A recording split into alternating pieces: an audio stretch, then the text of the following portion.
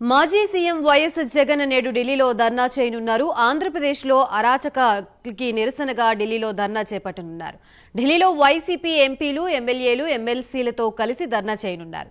ఏపీలో రాష్ట్రపతి పాలన పెట్టాలని డిమాండ్ చేస్తామని వైఎస్ జగన్ చెప్పారు. ఢిల్లీలో ప్రధాని సహా అందరినీ కలుస్తామన్నారు. రాష్ట్రంలో జరుగుతున్న దాడుల్ని కేంద్రానికి వివరిస్తామన్నారు.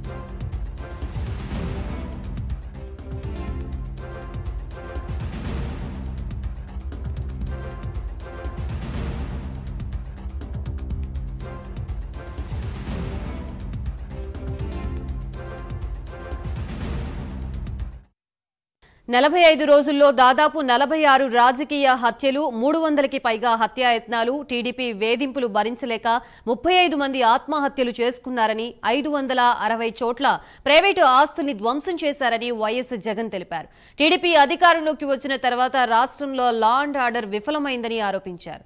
ప్రస్తుతం ఇదే అంశానికి సంబంధించి మనకి పూర్తి అప్డేట్స్ ఇవ్వడానికి మా ప్రతినిధి సుధీర్ సిద్ధంగా ఉన్నారు. Sudheer, good morning Gayatri. ముఖ్యంగా చూసుకుంటే కనుక ఏదైతే మాజీ ముఖ్యమంత్రి వైఎస్ జగన్మోహన్ రెడ్డి ఇటీవల కాలంలో ఆంధ్రప్రదేశ్ లో జరుగుతున్నటువంటి దాడుల పైన కూడా పూర్తి స్థాయిలో ఆయన ఇవాళ అయితే కనుక ఢిల్లీలో ఉన్నటువంటి జంతర్ మంతర్ వద్ద కూడా పూర్తి స్థాయిలో కూడా పెద్ద ఎత్తున కూడా ఆయన ధర్నా చేయనున్నారు. అయితే ముఖ్యంగా చూసుకుంటే కనుక ఇప్పటికే వైఎస్ఆర్ కాంగ్రెస్ పార్టీకి చెందినటువంటి ఎంపీలు కావచ్చు, అలాగే ఎమ్మెల్సీలు, అలాగే పార్టీకి సంబంధించిన ముఖ్య నేతలు అందరూ కూడా పెద్ద ఎత్తున అయితే కనుక ఇప్పటికే ఢిల్లీకి చేరుకోవడం జరిగింది.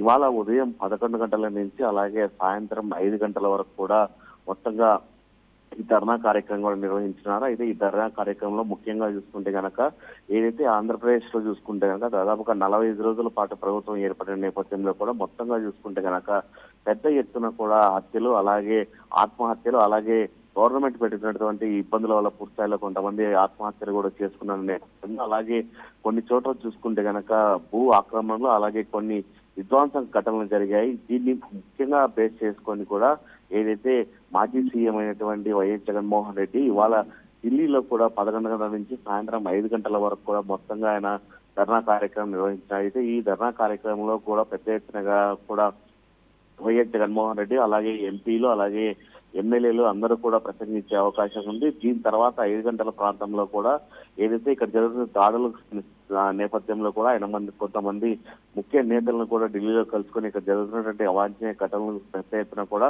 ఆయన అక్కడ ఉన్నటువంటి నరేంద్ర మోడీని కావచ్చు, అలాగే అమిత్ షాని కావచ్చు, మరికొంతమంది ఏదైతే కేంద్రానికి సంబంధించినటువంటి మంత్రులను కలిసి ఇక్కడ జరుగుతున్నటువంటి అవాంఛనీయ సంఘటనకు సంబంధించినటువంటి మెమోరాండాలు కూడా ఇచ్చే పరిస్థితి నెలకొందని చెప్పుకోవచ్చు. అయితే ఇప్పటికే చూసుకుంటే కనుక వైఎస్ జగన్మోహన్ రెడ్డి కావచ్చు, ఆయనతో పాటు ఎంపీలందరూ కూడా ఢిల్లీకి చేరిన పరిస్థితి మనకు కనపడుతుంది. ముఖ్యంగా ఎక్కడెక్కడ పెద్ద ఎత్తున అవాంఛనీయ సంఘటన జరిగినాయో అయితే వైఎస్ఆర్ కాంగ్రెస్ పార్టీకి చెందినటువంటి ముఖ్య నేతలను ఎవరైతే తెలుగుదేశం పార్టీ వాళ్ళు చంపారో అవన్నీ కూడా పూర్తిస్థాయిలో ఆయన కూడా ఒక డేటా రెడీ చేసుకోవడం జరుగుతుంది. ఈ డేటా ప్రకారం కూడా ఏదైతే ఉదయం 11 గంటల నుంచి సాయంత్రం 5 గంటలకు జరిగేటువంటి ఆ ధర్నా కార్యక్రమంలో కూడా దాన్ని ఉద్దేశించి మాట్లాడున్నారు. ఏదేమైనా చూసుకుంటే కనుక మరోపక్క చూసుకుంటే అసెంబ్లీ సమావేశాలు జరుగుతుంటే అసెంబ్లీ సమావేశాలకు రాకుండా కేవలం పూర్తి స్థాయిలో కూడా ఆయన ధర్నా కార్యక్రమం వెళ్ళాలని చెప్పి విమర్శలు జరుగుతున్నాయి. మరోపక్క చూసుకుంటే కనుక పెద్ద ఎత్తున కూడా ఆంధ్రప్రదేశ్ లో కూడా వైఎస్ జగన్మోహన్ రెడ్డికి ప్రతిపక్షాలు అటు ఏదైతే కాంగ్రెస్ పార్టీ నుంచి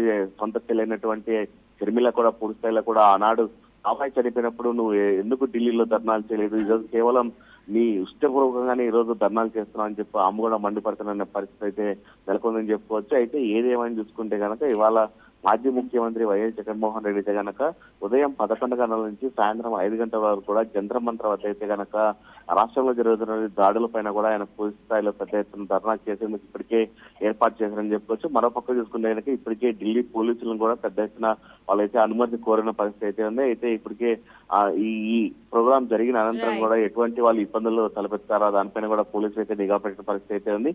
ఇప్పటికే వైఎస్ఆర్ కాంగ్రెస్ పార్టీకి చెందినటువంటి